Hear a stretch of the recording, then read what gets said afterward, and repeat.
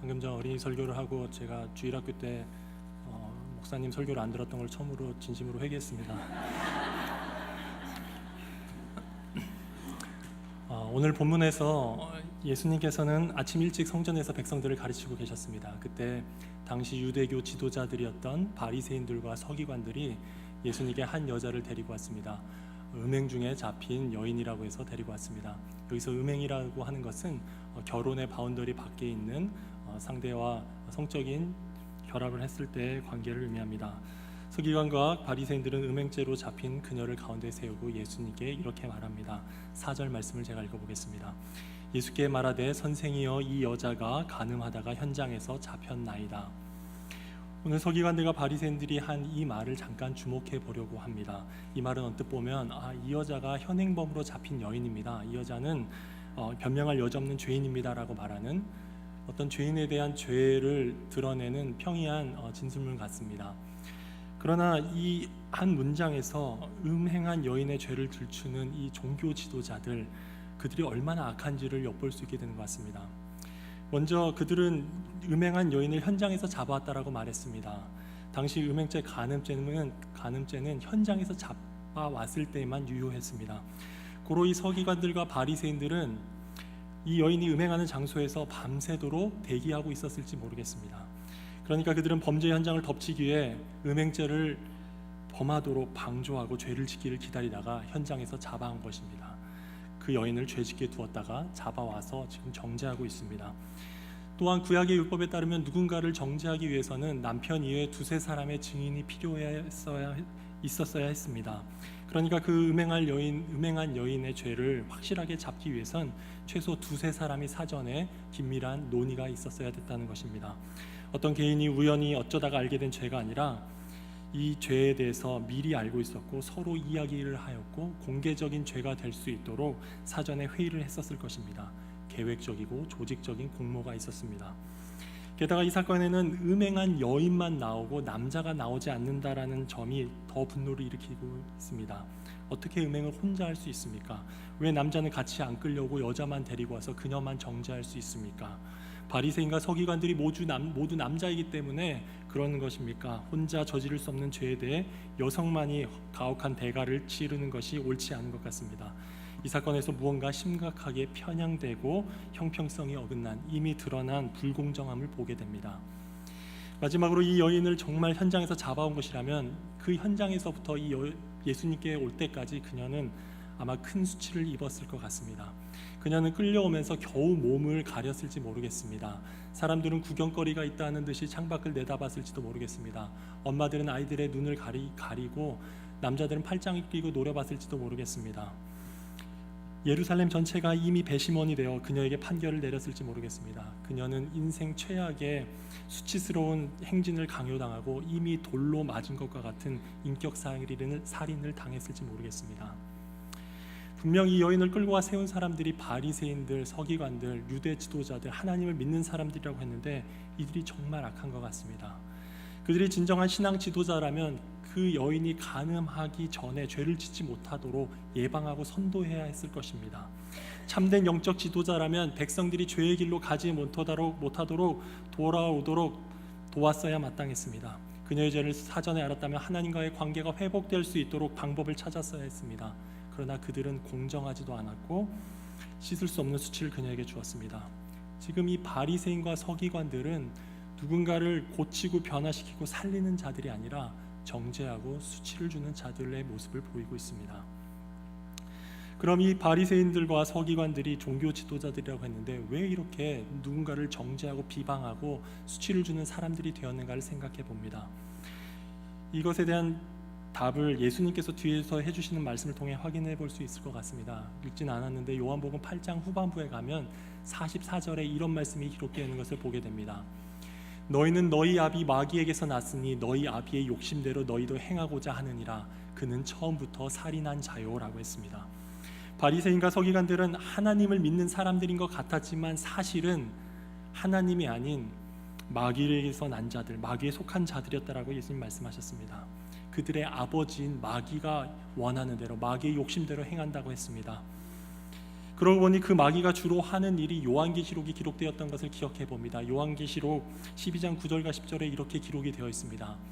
큰 용이 내쫓기니 옛뱀 곧 마귀라고도 하고 사탄이라고도 하며 온 천하를 꿰는 자라. 그가 땅으로 내쫓기니 그의 사자들도 그와 함께 내쫓기니라. 우리 형제들 참소하던 자 곧 우리 하나님 앞에서 밤낮 참소하던 자가 쫓겨났고 라고 했습니다. 이 마귀의 여러 이름이 있는데 그 중에 하나의 이름이 바로 참소하던 자, 영어로 accuser입니다.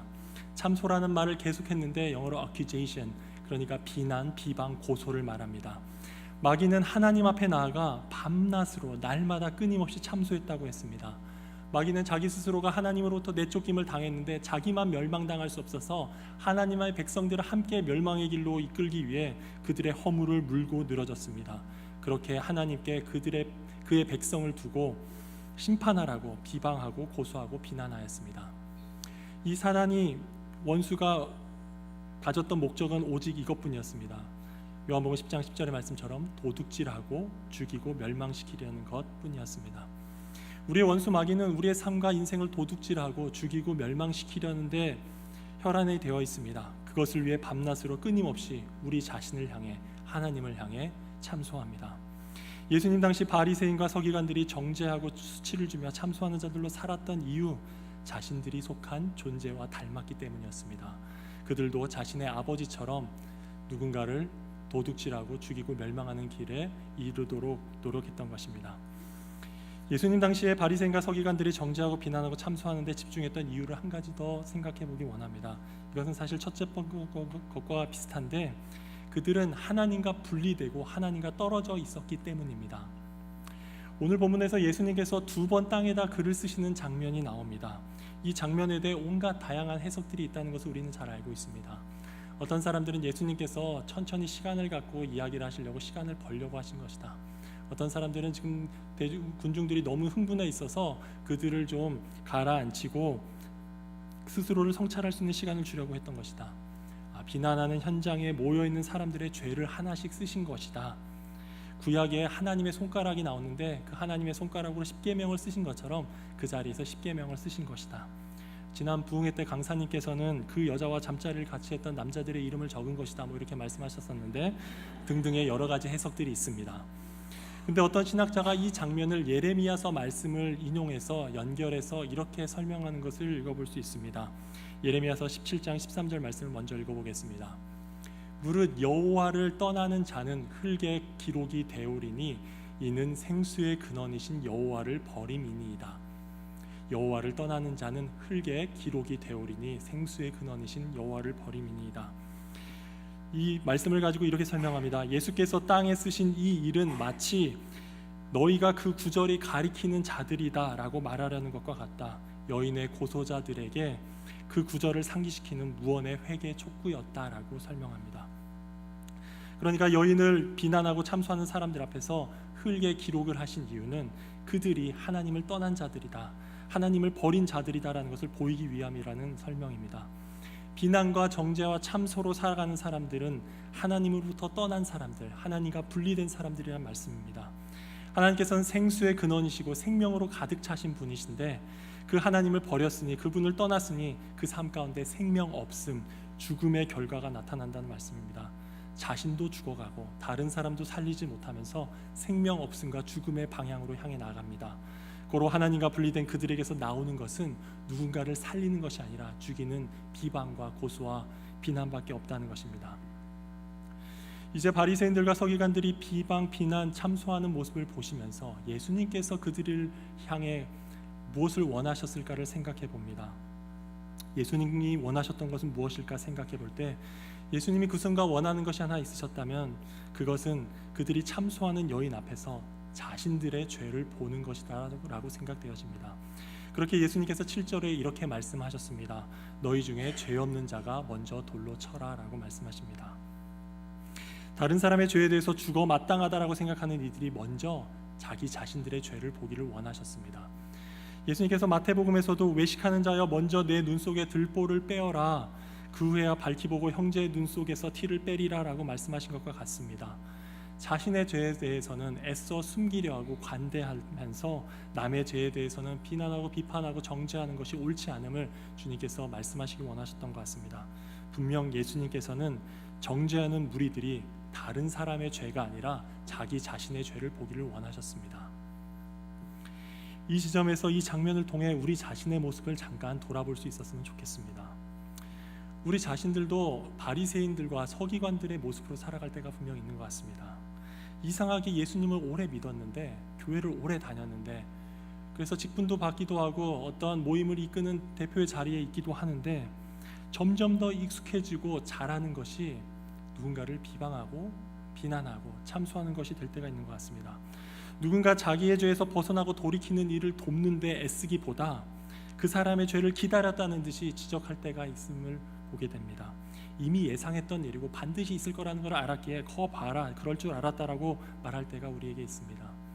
혼자서는 입증이 안 되니까 다른 사람과 그것을 공모할 때도 있습니다. 이미 나도 모르는 사이에 한쪽으로 편향되고 형평성에 어긋나고 불공정한 부분도 있습니다.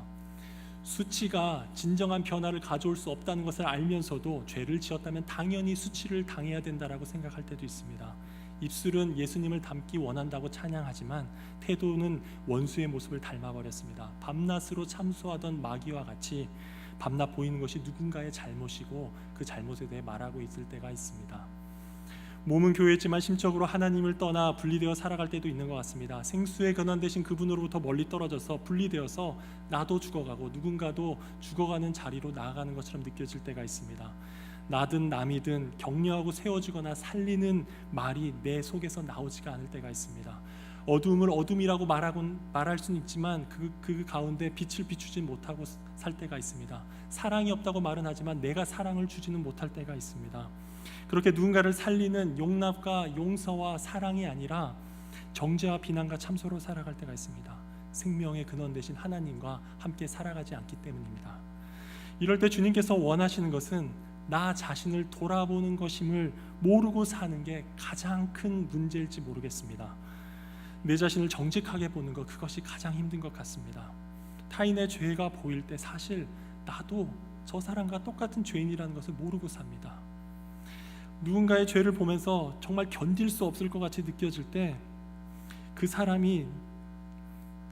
사람에게서 내 모습을 보기에 그토록 견디기 힘들다는 것을 깨닫지 못하고 살아갑니다. 다른 사람이 심각한 죄인인 만큼 나도 심각한 죄인인 것을 모르고 삽니다.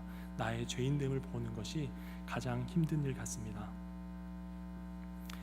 어떤 남편이 결혼 30주년이 되어서 아내에게 특별한 생일 선물을 해주고 싶었다고 합니다. 어떤 선물을 줘야 될까 고민을 하다가 뭘 줘야 될지도 잘 모르겠고 아내가 원하는 것을 알아보고자 직접 물어봤습니다. 원하는 것이 무엇인지 말만 하라고 했습니다. 그러자 아내가 정색을 하면서 생일 선물을 안 받아도 좋으니까 자기한테 딱 2시간만 시간을 달라는 요청을 했습니다. 아내의 뜻이 너무나 완강해서 그렇게 약속을 했고 마침내 아내의 생일날이 되었습니다. 아내는 남편을 소파에 앉히고 이렇게 이야기를 했다고 합니다.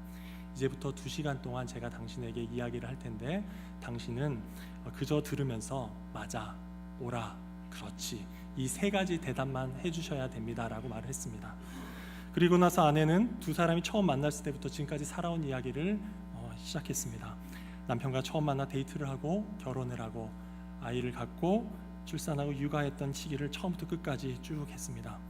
근데 이야기를 듣다 보니까 이게 좀 사실과 좀 다른 내용들을 듣게 되었습니다. 분명 이건 아내가 잘못했고 아내가 좀 오해하고 틀렸고 문제였던 순간들이 있었습니다. 그래서 남편은 말을 끊으면서 아니 여보 그건 이렇게 하니까 아내가 여보 2시간만 이렇게 대답을 했습니다. 남편은 약속을 했으니 더 이상 말을 하지 못하고 듣기만 하는데 10분이 지나니까 속이 뒤틀리면서 미칠 것 같았다고 합니다. 20분이 지나자 화가 치밀어 오르면서 더 들으면 죽을 것 같았다고 합니다. 그런데 30분이 지나자 이상한 마음이 들기 시작했습니다. 우리가 30년을 함께 산 부부인데 내가 이 사람의 마음을 이렇게 몰랐구나라고 생각이 든 것입니다. 아내가 무슨 생각을 하고 사는지, 어떤 감정을 갖고 사는지, 뭐가 그렇게 어려웠는지, 왜 밤잠을 못 자고 지냈는지 꿈에도 모를 만큼 아내에게 무심했다는 생각에 자기 자신이 너무 어리석게 여겨졌습니다. 계속 말을 잇고 있는 아내를 보면서 남편의 눈에 눈물이 맺히기 시작했습니다. 이제 아내가 말을 마칩니다. 그리고 말합니다. 여보 이제 다 말했어요. 끝까지 들어줘서 고마워요. 2시간이 흐르고 아내의 말이 끝나자 남편은 무릎을 꿇고 눈물을 흘렸습니다. 아내에 대해서 너무나 몰라서 미안하고 자기가 어떤 잘못을 했는지 몰랐다는 것이 너무나 부끄러웠기 때문이다라고 고백했습니다. 제가 이 이야기를 읽으면서 이 남편처럼 이토록 우리 자신을 모르고 살아가는, 몰라도 너무 모르는 우리를 앉혀놓고 하나님께서도 한 2시간 이렇게 이야기를 하고 싶지 않으실까라는 생각을 해보았습니다. 우리가 과거 우리의 삶에 대해서 변명을 놓고 싶기도 하고, 또 이건 내 잘못이 아니었다고 말하고 싶을 때 일단 좀 다 들어보라고 말씀하실지 모르겠습니다. 우리 자신을 들으면서 우리 속이 뒤틀리기도 하고 미칠 것 같고 화가 치밀어 올라 죽을 것 같을 수도 있을 것 같다는 생각이 들었습니다. 그러나 주님과 대면하여 그 앞에 가만히 앉아 주님의 이야기를 듣고 있기만 한다면 우리가 그동안 하나님의 마음을 얼마나 아프게 했는지, 내가 얼마나 큰 죄인이었는지, 내가 어떤 잘못을 하고 살았는지를 반드시 알게 되리란 생각을 해보게 되었습니다. 다른 사람의 죄가 크게 보일 때 우리 자신의 죄를 볼 수 있어야 될 것 같습니다. 원수와 같이 흉측하게 변해버린 우리 자신을 볼 수 있길 원합니다. 하나님의 마음으로부터 한없이 멀어져버린 우리 자신을 돌아볼 수 있길 원합니다. 그토록 밉고 참기 힘든 죄인의 모습이 내 모습인 것을 볼 수 있기를 원합니다. 하나님께서 우리 자신에 대해 무엇을 말씀하고 싶으신지 그분 앞에 가만히 앉아 들어올 수 있기를 원합니다. 이제 오늘 이야기로 돌아가 마지막 부분을 읽게 되면 정죄했던 그 여인 앞에 돌을 들었던 사람들은 적어도 자기 자신을 정직하게 본 것 같습니다. 그들은 하나 둘씩 양심의 가책을 받고 떠났다고 했습니다. 자신을 정직하게 보았다면 누구도 정죄할 수 없었을 것임을 보게 됩니다. 오늘 이 장면에서 정죄하실 수 있는 분이 한 분 계시긴 했습니다. 그분은 바로 예수 그리스도이십니다. 그분은 죄가 없으신 분이시고 하나님 아버지로부터 모든 사람을 심판할 수 있는 권한을 받으신 분이셨습니다. 그 예수님께서 그녀에게 마지막으로 건네시는 말씀이 있습니다. 그것이 오늘 11절의 말씀입니다. 예수께서 이르시되 나도 너를 정죄하지 아니하노니 가서 다시는 죄를 범하지 말라라고 말씀하십니다. 정죄하실 수 있는 권리와 자격이 있으셨던 예수님께서 정죄 대신에 은혜를 베푸십니다.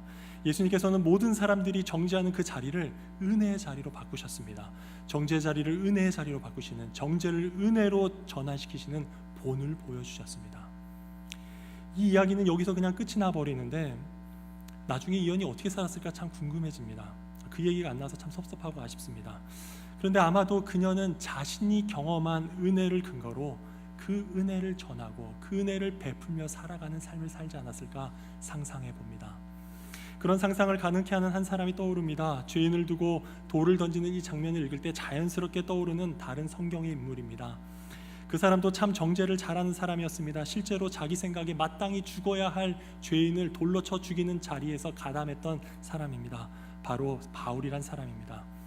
그는 과거 자기 기준에 죄 지은 사람들을 찾아다니며 그들의 죄값을 치르는 것을 자신의 업으로 삼았던 사람이었습니다. 자신 생각하기에 죄인이라고 생각하는 사람은 반드시 가서 본때를 보여주고 죽이지 않으면 성이 차지 않은 사람이었습니다. 사실 그도 앞에서 말씀드렸던 바리새인 중에 한 사람이었고 자신을 바리새인 중에 바리새인이라고 고백했던 사람입니다. 그런데 그가 어느 날 변화되었습니다. 앞에서 말씀드린 정죄의 자리를 은혜의 자리로 바꾸시는 예수님을 만났기 때문입니다. 예수님께서 자신을 핍박하는 바울을 만나주시고 그를 용서해 주셨습니다. 그에게도 동일한 은혜를 베풀어 주셨습니다.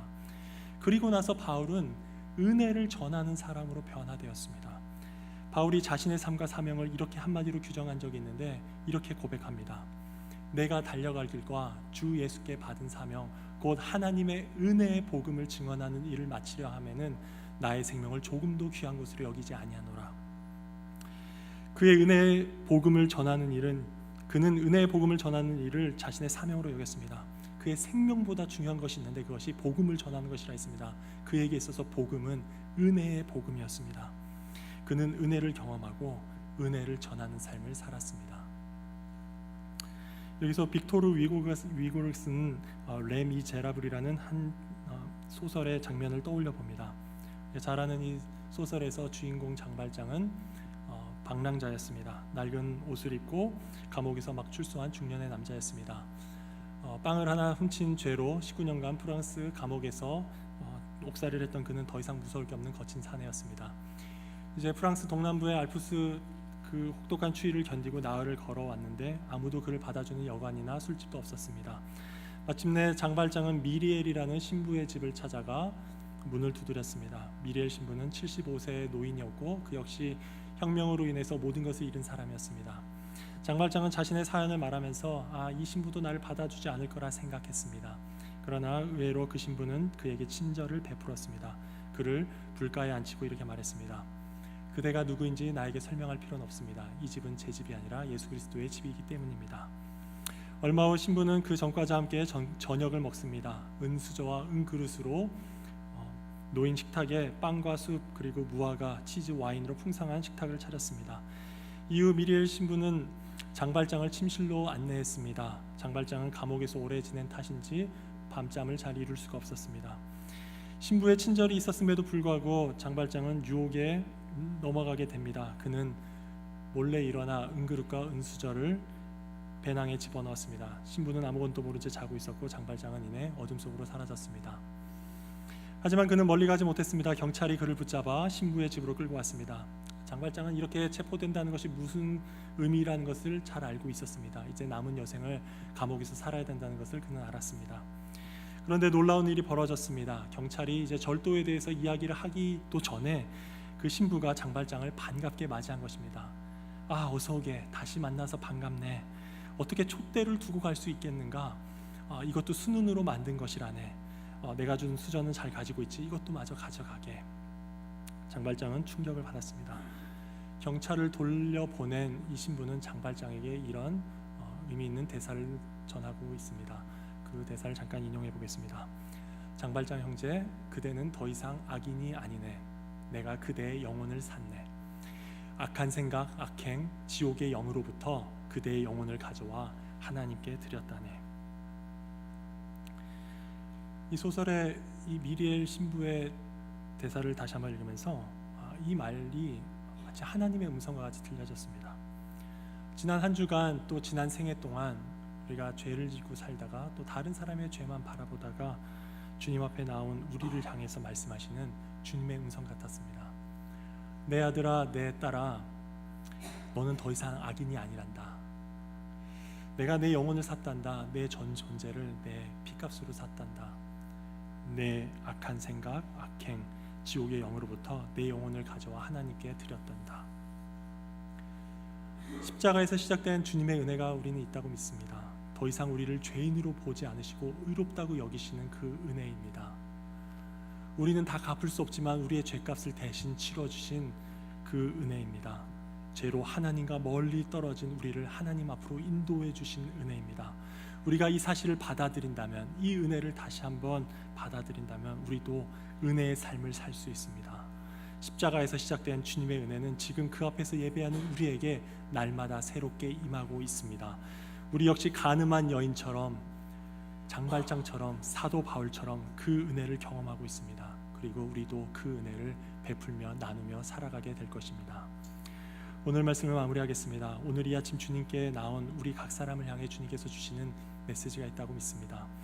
다른 사람의 죄가 크게 보이고 속으로부터 그의 죄에 대한 비난과 정죄가 일어날 때 우리의 마음이 주님으로부터 멀어지지 않았는가, 우리의 마음을 점검하길 원하십니다.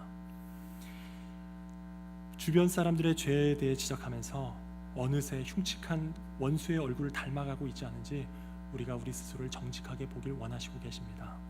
내가 그토록 못마땅해하는 죄인을 바라볼 때 먼저 그 사람의 모습 속에서 발견되는 우리 자신의 죄를 깨닫게 되기를 원하시고 계십니다. 그리고 그런 우리를 보시면서도 여전히 은혜를 베푸시는 은혜로우신 주님을 기억해 주시기를 원하시고 계십니다. 십자가에서 시작된 은혜가 지금도 우리에게 유효함을 기억하길 원하시고 계십니다. 그리고 이제 정죄의 자리에서 일어나 은혜의 자리로 옮겨 정죄가 아닌 은혜를 나누며 살자고 권면하고 계십니다. 이 아침 주님의 음성을 듣고 정죄 가운데서 일어나 십자가의 은혜를 새롭게 경험하며 그 은혜를 나누며 살아가시는 저와 여러분 되시길 진심으로 기도합니다. 함께 기도하겠습니다.